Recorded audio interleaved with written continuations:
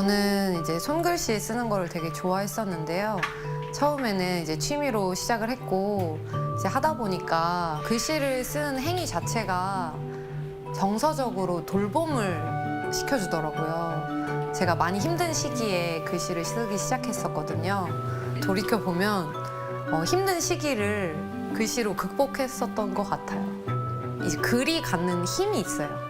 네, 그래서 이제 저도 글씨를 처음에 형적으로만 이렇게 표현을 하고 그림 그리듯이 썼었거든요. 근데 쓰다 보니까 점점 글을 쓰게 되더라고요. 이제 글이 글씨가 되고 글씨가 글이 되고 이 메시지적인 부분이 크다 보니까 그런 어떤 직관적인 힘을 갖고 있는 것 같아요.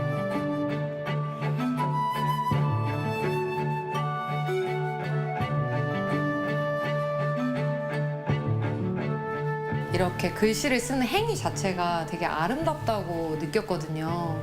그래서 이걸 쓰는 순간을 한번 예술로 만들어 보면 좋겠다 해서 제가 글씨를 원래는 이렇게 책상 위에서 썼다면 어떤 벽면에 세우듯이 마치 춤을 추듯이 그렇게 이제 글씨를 퍼포먼스 공연으로 한번 해볼까 해서 이렇게 시작하게 된 것 같아요.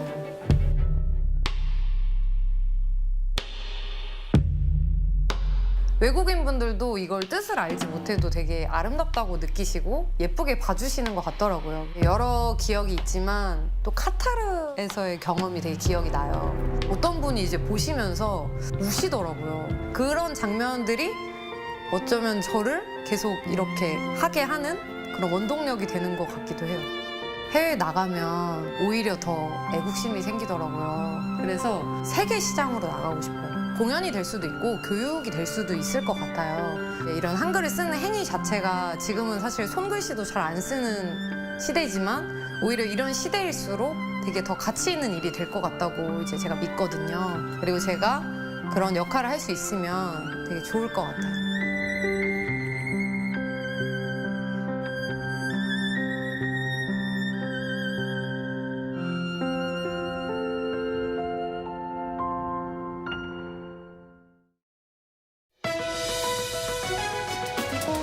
By Generation MZ, for Generation MZ, News Generation. We explore the most talked about issues among MZers. Beyond the panel, we exchange diverse viewpoints with people behind the screen. Where the voices of the MZ generation connect through shared understanding. News Generation. Special untold narratives of diplomacy, diplomats' archives, hidden stories. Through historical materials, we discover new dimensions in international cooperation and highlight moments of mutual exchange with embassies from around the world. We reflect on the value of history that transcends borders. Capturing various cultural scenes across Korea. One day, one K-culture. K-trend, K-people, K-story, and even K-stage. We experience everyday moments together, talk about life stories, and meet fascinating works and creative performances up close. Tune in for daily episodes packed with the charm of K-culture. A stage where sound comes alive. I'm live. In a space without barriers, experience the moment when artists and audience become one through music. Each performance, conveying the musician's originality, reaches the audience vividly through headphones. Immerse in the energy and flow of music on I'm Live. Held its first debate over the weekend. The economy is expected to expand 2.5% this year. Boosting Korea's ties with its global partners on the sidelines of the Status UN summit. A massive drone attack on Ukraine overnight on Monday and Tuesday.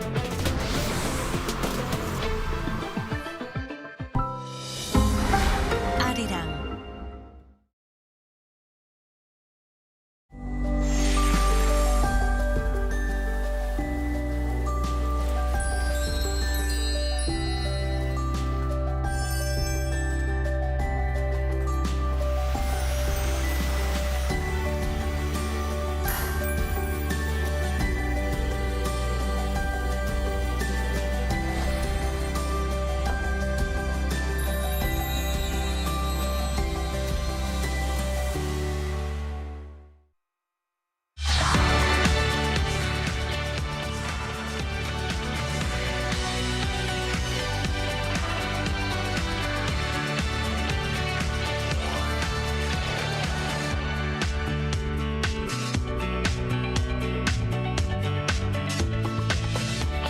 안녕하세요. Riding on the Korean wave. Welcome to Friday's edition of The Culture Wave. I'm Kwon Soo-ah in Seoul. Explore with us Korea's culture from all aspects and stay up to date with K-entertainment, K-travel, K-diplomacy, K-everything.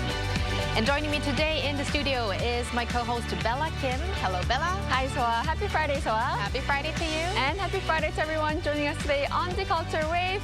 I'm Bella, here to co-host and fill you guys in with the latest K-entertainment news. Bella, in exactly 2 weeks, Right. APEC 2025 is kicking off in Gyeongju, right? I know. Can't believe it's already been so close now. And probably the Culture Wave viewers have been noticing that we've been covering a lot Yes. on APEC recently, and we'll be doing so in the coming 2 weeks as well. Now, today, we're going to talk about K-contents that are set in Gyeongju Ooh. with our film expert later on. Sounds But great. first, of course, it's K-Enter time with Bella, Yes. you. And we're starting off with BTS member J-Hope, and Right. especially fans who might have missed his recent concerts, right? That's true. J-Hope is bringing his solo tour to the big screen. His first ever solo concert film, J-Hope Tour, Hope on the Stage, the movie, captures J-Hope's final 2 encore shows held at Goyang Stadium here in Korea. Through his first world tour, Hope on the Stage, he reached 16 cities and performed for over 524,000 fans. In addition to J-Hope's powerful performances of his solo hits, the film will also include the concert's surprise performances by his fellow BTS members Jin and Jungkook, and also singer Crush, along with J-Hope's solo versions of BTS hits. Hope on the Stage, the movie, will premiere in theaters around the globe starting on November 12th, with exclusive IMAX preview on November 3rd. It's always exciting to see the behind the scenes. Yes. And the behind the scenes, meaning BTS, in this Right. case, seeing the BTS of BTS. It's BTS of BTS, yes. Right. And now we talked about J-Hope's concert being Right. moved to the big screen. And now we're going to talk about a Netflix film also being moved to the big screen. That What is it? correct. It's K-pop Demon Hunters. Netflix hit film K-pop Demon Hunters is returning to movie theaters. Netflix is bringing the film back to the big screen for Halloween-themed sing-along screenings, and it will play from October 31st to November 2nd at all 3 major U.S. theaters, AMC, Regal, and Cinemark, in select theaters. This is actually a huge deal because it's very exceptional for these 3 big chains to get together to screen one Netflix film. K-pop Demon Hunters sing-along actually premiered back in August in theaters across North America for 2 days and even hit #1 at the box office. So I'm sure many K-pop Demon Hunter fans are excited to catch it again in theaters. Right, and especially perfect timing for Halloween. Right. And we're going to end off with an upcoming drama. That's correct. Disney Plus has released a new trailer for the upcoming Korean original drama series, The Manipulated, or 조각도시 in Korean. The series tells the story of Taejung, who lived an ordinary life, is one day unjustly implicated in a crime and sent to prison. And then he discovered that everything was planned by Johan, prompting him to carry out revenge against him. Ji Chang-wook will play Taejung in the drama, and Do Kyung-soo will play Johan. The Manipulated will release 4 episodes on November 5th, followed by 2 episodes every week, in a total of 12 episodes. Well, looking at the trailer, someone looks very enraged. Oh, yes. And revenge dramas are always fun to watch. One of my favorites. Thank you very much, Bella, for those updates, and Yes, stick around. will do. And now time to go over to our AI anchor, Ari, for more on the culture front. Ari? Hello and welcome to your AI guide to the latest cultural updates from Korea. Here's our top story. The National Museum of Korea said Friday that its annual attendance surpassed 5 million for the first time in its 80-year history. The number of visitors to the museum recorded between January 1st and October 15th was 5,016,382, which is up 69.7% compared to the same period last year. Out of the total, 4,830,677 were Koreans, and 185,705 were foreign nationals. Amid overall rising global interest in Korean culture, the latest boost is in part due to the success of the Netflix animated film, K-pop Demon Hunters.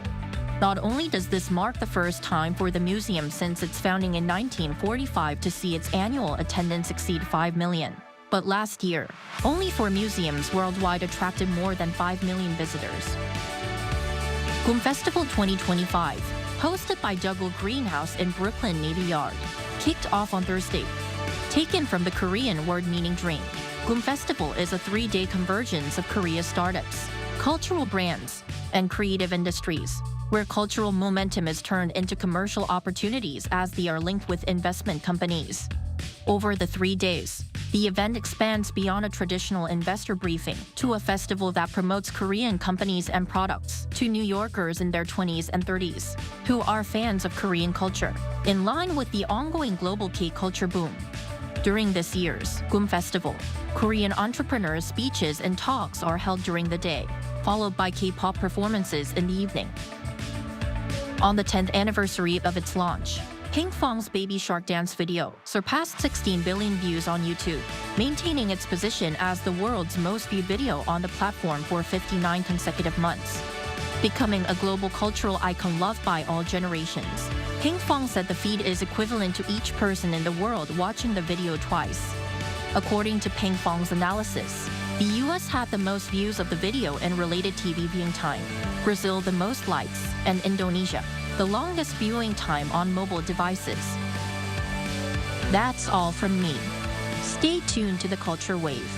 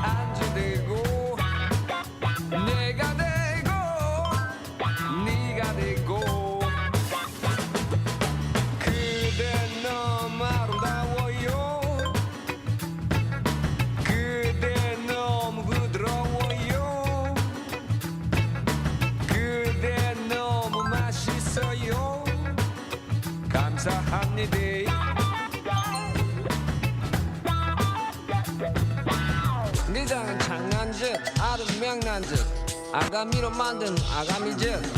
누나는 국을 술안주하고, 걔긴 국을 끓여 먹고, 어느 하나 버릴 없는 명태.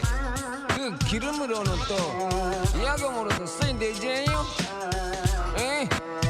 피가 되고 살이 되고 노래 되고 시가 되고 이야기 되고 안주 되고 내가 되고 네가 되고 그대 너무 아름다워요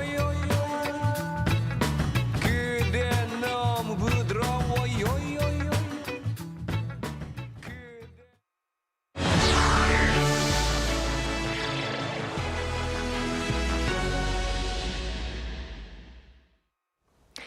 In just 2 weeks, the APEC Economic Leaders Meeting will be held in Gyeongju, Gyeongsangbuk-do Province.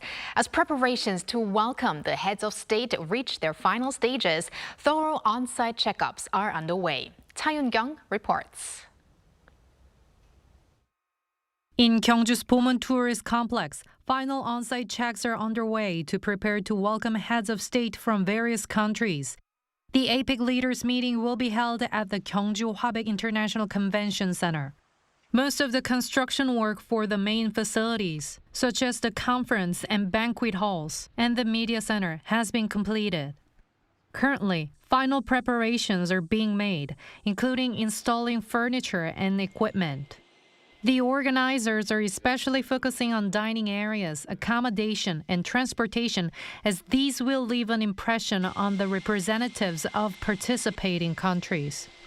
Prime Minister Kim Min-seok has visited Gyeongju 6 times since taking office. Gyeongsangbuk-do Province Governor Lee Cheol-woo conducted an inspection, checking everything from air quality in the accommodation to shuttle bus arrangements, ensuring every detail is addressed. Since security is a top priority with world leaders, including U.S. President Donald Trump and Chinese President Xi Jinping attending, a 24-hour security and safety operations center has been set up, involving the National Intelligence Service, the military, police and fire departments, and the Coast Guard. All routes from the airport to the event venues for the heads of state have been subject to practice runs to ensure everything moves smoothly. During the meeting, after sunset, the Pomun Tourist Complex will shine brightly with newly designed scenic lighting. Around Pomun Lake, large-scale 3D projection mapping and laser light shows will take place alongside symbolic APEC sculptures. Additionally, footpaths near the leaders' accommodation will be lit with golden lights, reflecting the image of Gyeongju as a city of gold. The APEC Leaders Meeting, last held in Korea 20 years ago, will kick off in Gyeongju in just 2 weeks. 차윤경, Arirang News. So as we just heard, preparations for APEC are in full swing. Now here on the Culture Wave, we have been introducing the APEC host city Gyeongju numerous times as a city with 1,000 years of history, rich in culture and heritage sites. But did you know that Gyeongju is also a beloved backdrop for Korean films and dramas? Let's talk more with Jae So, professor and filmmaker at the Seoul Institute of the Arts, who is connected online with us now. Professor So, hello. Hi, Professor. Hi. Nice to be back. Great to have you. Now, Professor So, Gyeongju is a representative city of Korea with deep historical and cultural value. It's also the filming location for various movies and dramas. So first, what do you think makes Gyeongju such an appealing city for content makers? Well, usually when people ask me, besides Seoul, what city they would like to visit, I always recommend Gyeongju because it is such a traditional city. It's the ancient capital city of Silla Kingdom. And also, when I look at it, I think of Hwangnidan or Daeryongwon or Cheomseongdae or Bulguksa. These are real historical sites actually recognized by UNESCO.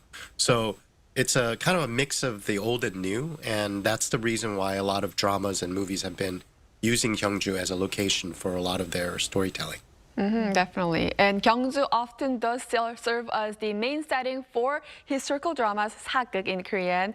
So how is the city being kind of portrayed within those productions? Well, there are some famous ones. The King, the Eternal Monarch is a drama that features scenes from Woljeongyo Bridge. It's a modern Korean emperor passes through a mysterious portal into a parallel world. That's a story. There's another one called Gokdu, Season of Deity, that came out in 2023, and basically the Seongdae lighthouse was featured in the filming. And actually, I don't know if it's a 사극, a historical, but Mr. Sunshine is probably the most famous drama starring Lee Byung-won, and that was actually in the historical sort of the forest of Gyeongju, and then also the Namsan Mountains there was a key location for filming this drama as well.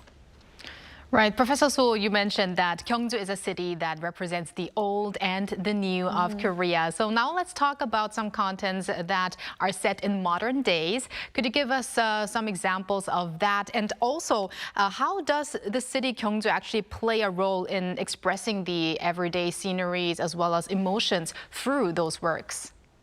Well, there's an actual drama recently, last year that came out. It's called 조립식 가족 in Korean, Family by Choice. And I didn't even know that this drama was shot in Gyeongju, but it's actually modern Gyeongju in the city. And then there have been movies, actually, where there's a movie called The 20th Century Girl. It's a coming-of-age romantic drama that was actually... It depicts the love sort of between high schoolers, and it was set in Gyeongju.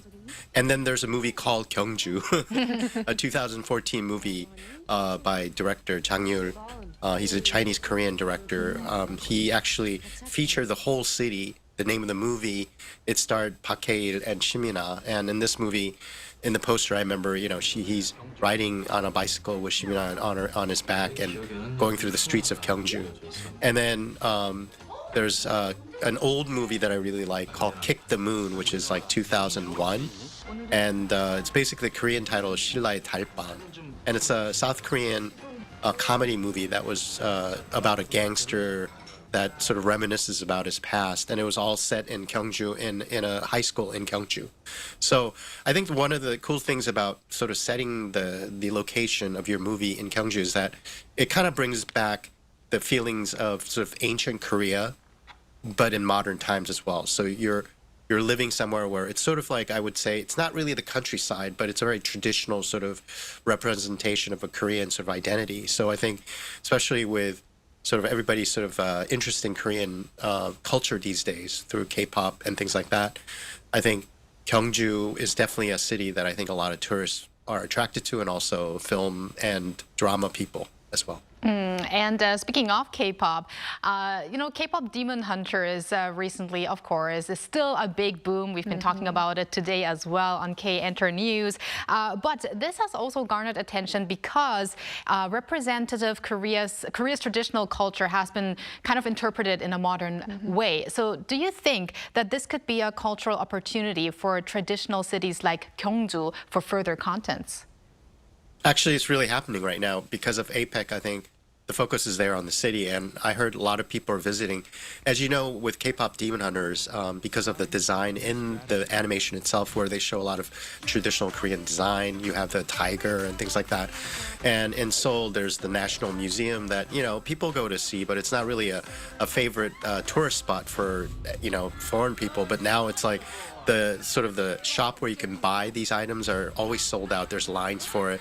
And I think the natural extension, even though Gyeongju doesn't come out in K-pop Demon Hunters, I think there's definitely a boost in tourism, and people are interested in traditional Korean design, Korean culture. And Gyeongju is one of the most traditional cities in Korea. So I think the fans of K-pop Demon Hunters are definitely flocking to Korea to visit those sites. And I mean, there are talks about a sequel from K-pop Demon Hunter, so maybe director Maggie Kang could get some ideas from APEC and Gyeongju as well, Yes, and we might be definitely. seeing some new backdrops for the next KDH movie. Looking forward to that. Maybe. Yeah. And Professor, as you've mentioned, Gyeongju is filled with World Heritage sites like Bulguksa Temple and also Seokguram Grotto as well. How might these traditional sites serve as the backdrops or sources of inspiration for global content creation? Well, they're visually stunning sort of architecture and also culture.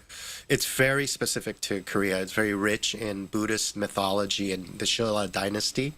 And these sites are used in films and television, even video games, I think, and literature to offer authentic aesthetics. And also, there's like a kind of wish to go back in time for a lot of people. I think they call it retro, but when you bring something that's traditional back in modern times, you have very visually stunning sort of situation happening. So it's definitely a source of inspiration for a lot of narratives and themes.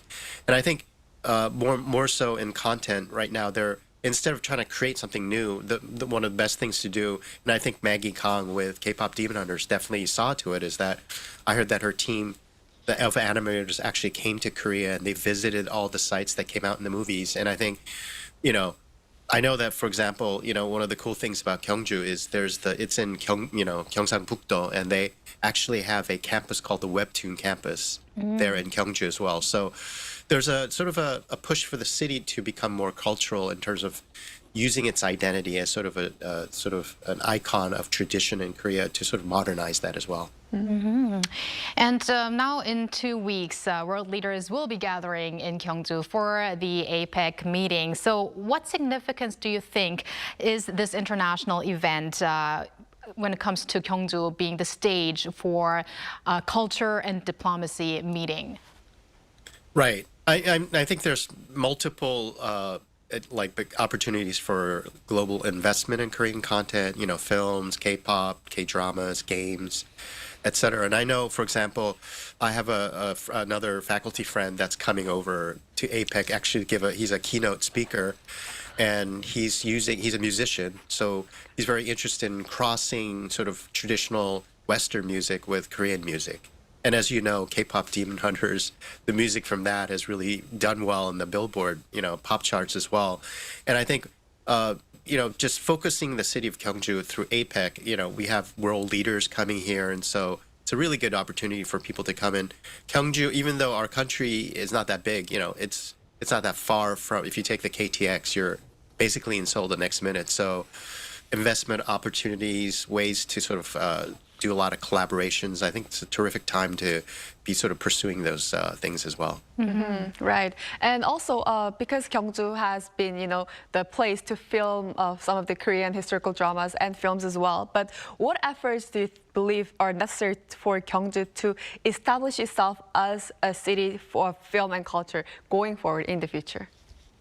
Well, Gyeongju is actually, I guess like Busan is such a big city nearby that you have the film festival and all that. So I think one of the things that Gyeongju did was they, as I mentioned before, the Gyeongbuk Webtoon campus is funded by the city of Gyeongju, and basically it's a facility located in Gyeongju and serves as a hub for Webtoon development and training and distribution. And also they do have a Gyeongju Hwarang Youth Short Film Festival there as well. So they do. There's inklings of that sort of opportunities for filmmakers and drama to go over there. But I think more than like trying to emulate something nearby like Busan, I think what Gyeongju offers is a really great opportunity to find something. I mean, if you go to every city in Seoul and the major metropolises, the architecture start to look the same. A lot of like buildings and things like that. But I think if you go to Gyeongju, it still has a lot of burial sites. The city itself is uniquely sort of designed to include what's already there as an ancient sort of entity and a sort of a symbol of identity for Korea. And so naturally, if you're making a movie about Korea, I think a lot of foreign productions would be happy to go shoot there as well. So I think the city of Gyeongju is really trying to promote themselves doing these kinds of ventures. Hearing from what you're saying, Professor So, I guess there's a much bigger variety of things you can, experience in Gyeongju when it comes to content, especially the short film festival. That's something new that I haven't heard of before. Now, before we let you go, Professor So, because APEC is coming up, you did mention a number of Korean movies or dramas that are set in Gyeongju. So for people, maybe the delegations that are going to visit Gyeongju, would you have a recommendation of maybe one movie or a drama that would be great to watch before you come to Gyeongju? Well, I'm going to say the obvious. Gyeongju? Watch the movie Gyeongju. Right. Number one, it's hard to forget that. And then I would say, if you've not already watched it, definitely watch Mr. Sunshine, because that's a terrific drama and it is set in Gyeongju as well. So I would say those two things. Right. That would make a trip even more fun if you can recognize those places while you're there. Well, sure. thank you. Thank you very much, Professor So, for your insights today. Hope to see you again in the studio very soon, and have a great weekend. Thank you, Professor. You too. Thank you. And thank you, Bella, as always. Have a great weekend and see you next week. Yes, I'll see you back next week.